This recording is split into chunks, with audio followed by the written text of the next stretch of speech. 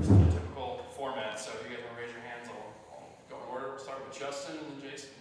So it's never easy replacing guys like Stooks and Genesis and Dalton, but you've added a lot of defensive backs in your room, and you're also bringing back some.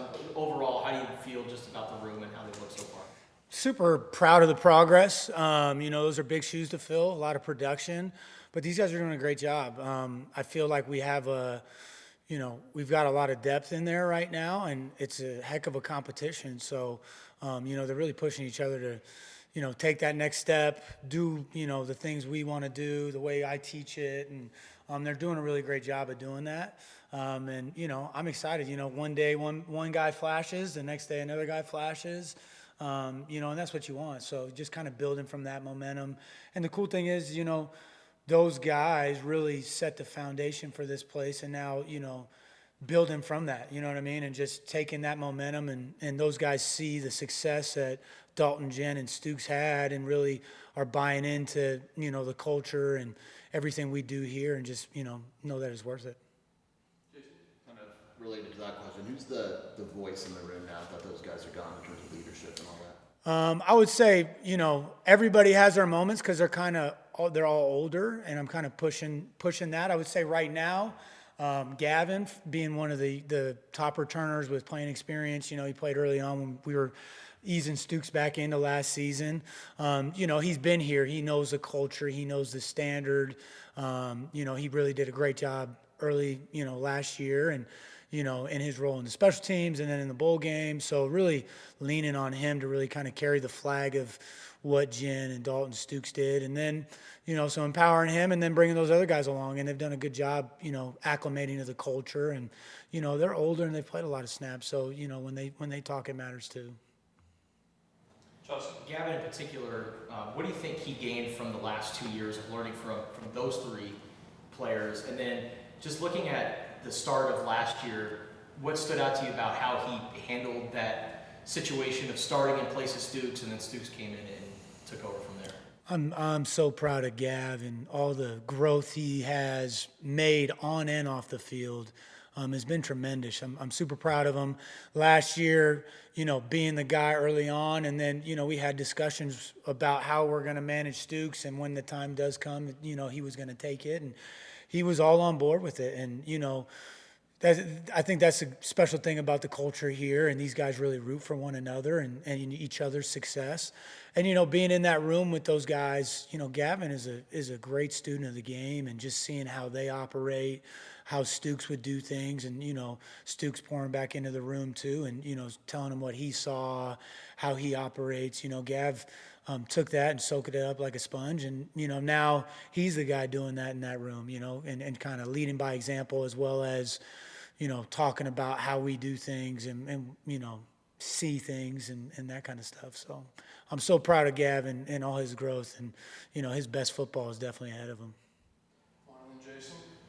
Coach Brennan's talked about maybe getting guys that are maybe new to the team but not new to football. How important is that for just replacing the experience that came with Dalton? There's no substitution for snaps played in game. You know what I mean? There's nothing like going in between those white lines with the pressure on.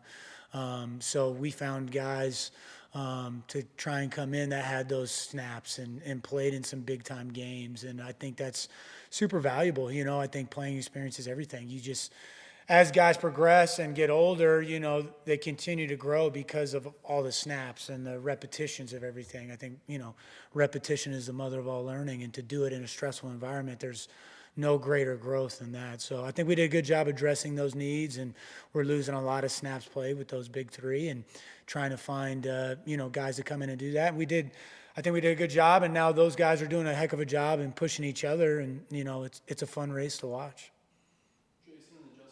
What have you seen from Malcolm so far? I'm really happy with Malk's progress. He's had a ton of growth since he's been here. He's played a lot of football. He's one of those guys at a high level in big time games. He's played corner. He's played nickel. It's similar to Stooks in that sense, and that's what I kind of saw him as, as we were going through it. He's doing a great job learning our new scheme. There's some crossover from where he was at, but we do some things different. He's doing a good job in that. And then he's really, taking control of and taking ownership in just our culture and our beliefs here. I've been really proud of, how he's just kind of took it and ran with it. You know what I mean? It hasn't been a rough go or any bumps in the road. I think he knows this is a big year for him, and he's taking everything in stride and just attacking it each day.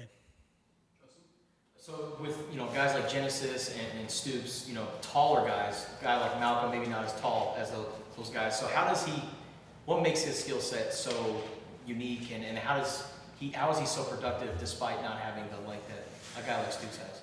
He's not as tall. He's got long arms, long limbs. He's super twitchy, athletic, short area quickness, and even though he's might be smaller in the height wise, he's a pit bull, man. That dude is tough. He's one of the strongest guys in the weight room. If you'll see him physically, how he's built. So even though he might not have the height, his quickness and his strength, he can get under people's pads. He can avoid them, and that's a problem. And I think his corner skills from when he was at Nebraska. I mean, he can match up with anybody, similar to what Stooks did. So I think those attributes, along with him just being a pit bull, man, and being that tough guy, that strength, that, the size doesn't matter in that case. Has there been anyone that surprised you, either from returners or people coming in? Not so much a surprise. It's been more so, like I said, each day's kind of been different. Like I think, Malk's had some shining moments. Lee had some great moments today in practice. Gavin continues to do that. Been super, Matai's been playing safety. He's been doing a great job in that role. He's had some great moments, and I think that's really the fun thing. It hasn't been just one guy standing out. Everybody, you could see growth in all their games in different areas and how we're trying to address it.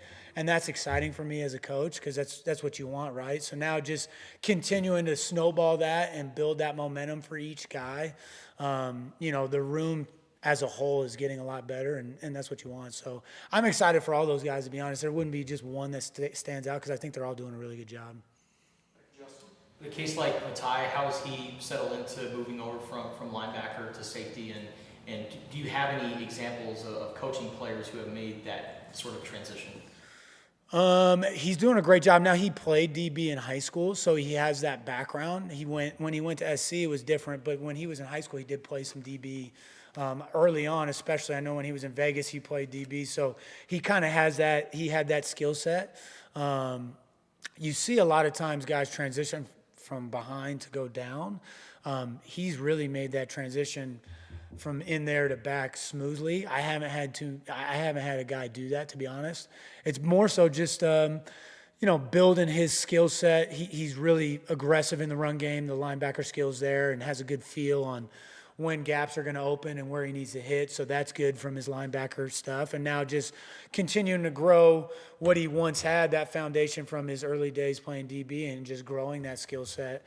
And, the dude loves football. He's always in my office. He's trying to get better, and that's what you want. And so I think that's why there's so much growth is, he loves it, and you can tell by his process and how he attacks things. And I think, there's a lot of work still to be done, and we've talked about that, but I'm super proud of the progress he's made early on. It's been good. We've seen guys come in from smaller schools and make an instant impact. How could a guy like Cam Chapa come in and possibly be the voice of the room? Because what we talked about earlier, just the playing experience. I mean, an FCS All-American, you talk to any coach in the Big Sky, everybody knew Cam Chapa's name. He was an enforcer out there, not only physically, but in the coverage skills. He's got that Genesis type range is kind of what we saw, along with the physicality. So, I can't wait. He's had a little bit of a setback, but I can't wait to get him on the field and get to work, because I think I have high expectations for Chapa and what he can bring, to be honest with you, from everything we've seen and from what he brings in the classroom. He's super detailed and attentive. So I'm excited about him for sure. And then with Hinton out, Chapa limited, and Dalen Austin, how do you just look at just the competition and how that sets up for training camp? It's wide open. If people are always asking, what do you think? Who's going to be the starter? And, it's wide open in my opinion. Every day's a new day. We're trying different people in different places because we believe in doing that and teaching guys multiple positions to get the next guy on the field. The guys getting the reps now are doing a great job and growing a ton. And now, my challenge for those guys that aren't getting the reps now is just, trying to teach them mentally how they can steal reps and still stay in it. And, it's going to be a big offseason for them when they do, or, later in spring, whenever they do get in those moments to get those reps because, just all those reps start adding up. But I'd say this, those guys in Cam and Dalen, they've played a lot of snaps. So, when they get there, they're going to pick it up quick. I got no doubt about that. And I think that's what you want in the room is just competition. It elevates everybody. And, I think everybody sitting in that room knows there's a lot of good players in there. And, I'm going to push each one of them as hard as I can. And, and just so they know, I think, unlike maybe years past, because the big three were so good and so dominant, I think you can have some guys rotating in and staying fresh because we are deeper, in my opinion, in that case. So I'm just curious to see how it all unfolds like you guys. Every day is fun for me to continue to push them and watch them grow. And then, we'll see how the chips fall when it all ends. How has it been for you to go through this process of seeing the three guys that you coached get ready to get drafted to the NFL? I'm sure you're talking to a lot of coaches and scouts. Mm-hmm. How's it been the last couple months, and then how do you just look ahead to the next chapter for these guys? It's been so fun. It's been such a blessing. Those guys they're forever going to hold a special place in my heart. I think, I know people were upset with them, but I think they should hold a special place in Tucson, in my opinion, because they continued to choose this place when multiple times people tried to take them away. So hopefully one bad mark doesn't tarnish their legacy, because those guys, they epitomize the bear down brotherhood. It's easy for me to talk to scouts and GMs and coaches about them and brag about them, because not only were they great players, but they were just phenomenal people.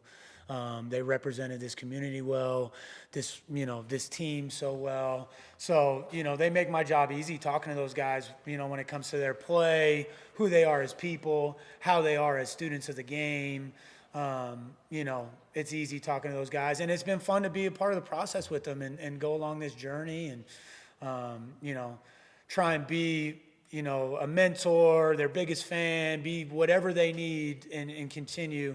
I tell these guys, when they get here, hopefully for me, this isn't just a 4-year deal. This is a lifetime deal. I want to be part of these guys' lives forever, hopefully go to their weddings and, just be that's why I got into coaching. I think mentorship doesn't just stop in these 4 or 5 years. I think this is lifelong, and that's what I want for my guys. And it's just been fun to, really start those early chapters with those guys.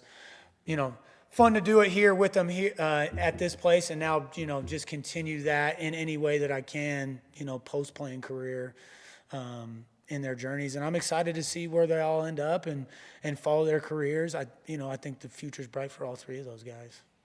Great. Thank you, Coach. Yeah, appreciate it.